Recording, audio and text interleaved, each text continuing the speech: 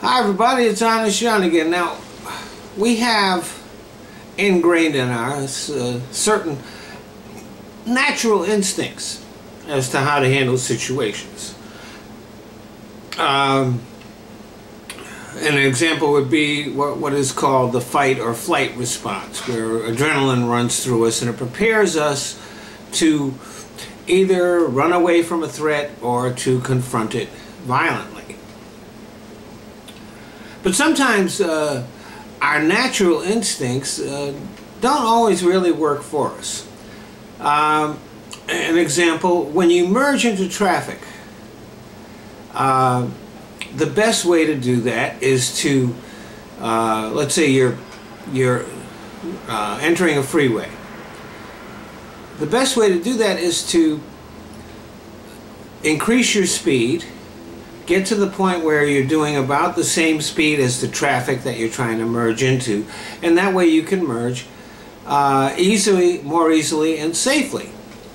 But when we're doing attempting to do that, we tend to become uncertain and anxious, and you see a lot of people slowing down. This makes it more difficult and more dangerous to merge. Another example, when we're in a dark and scary place and we hear a noise, a lot of times we yell out, "Who's there?" Now, really, the best thing to do when you're in a dark and scary place is to be quiet and not give away your position and not draw attention to yourself. Yelling out "Who's there?" it isn't like if there is somebody out there waiting to hurt you, it isn't like they're going to answer the question, "Hey, it's me, your murderer, I'm right over here." So our natural instinct, we'd be better served, instead of yelling "Who's there?" we'd be better served just being real quiet and alert and aware. These are just a couple of examples of when doing what comes naturally is the exact opposite of what we should do. And life is full of these kinds of things. In our diet, the foods that are the most nutritious are not necessarily the ones that really make our mouths water.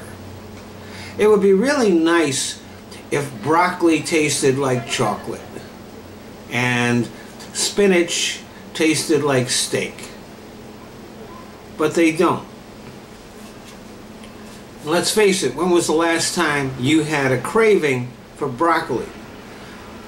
The foods that we like are fatty foods and sweet foods, which neither one of them is the best for us, and under some circumstances can be absolutely harmful.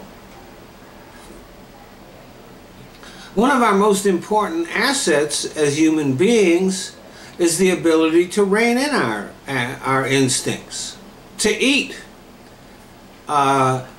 healthy food and maybe just give ourselves a little of the stuff we really like as a treat. To stay calm in an emergency, for example, in a fire. It's real scary, and your first instinct might just be to dash around like a deer does, but deers are very often seen running into the fire.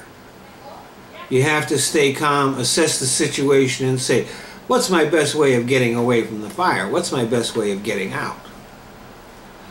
So the ability to rein in our instincts and use the analytic part of our brain is not just a great asset, it can be crucial in an emergency situation. When I worked as a nurse, I had to handle emergency situations pretty frequently, and I really did pride myself on the fact that I got pretty good at staying calm and delivering the goods.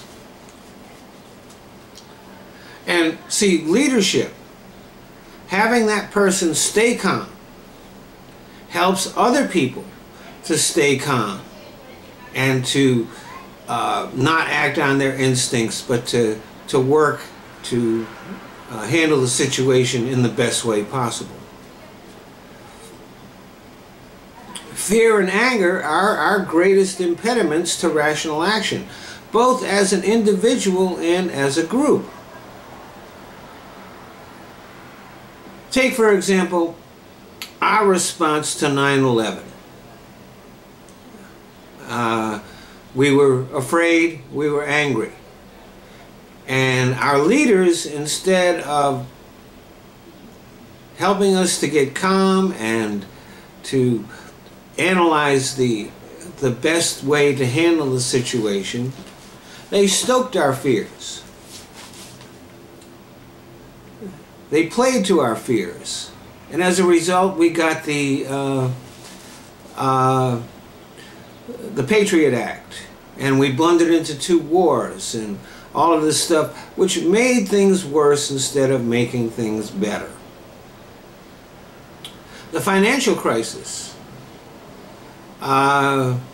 Again, people played into our fears, and so they talked about, oh, debt and deficit and all that, and that's what was creating the financial crisis, when what was really needed at that time was spending.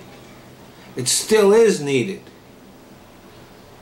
But by playing on our fears, we're doing the exact opposite of what's needed to revive the economy. And as a result, it's kind of stuck, mushy, slow, and not really doing what it could be doing.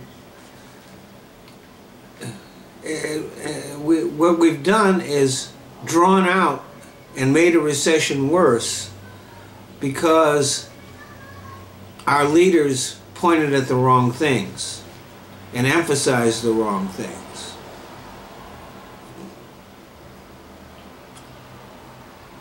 See, it's another example where doing what comes naturally is pretty often the road to disaster. Thanks for listening.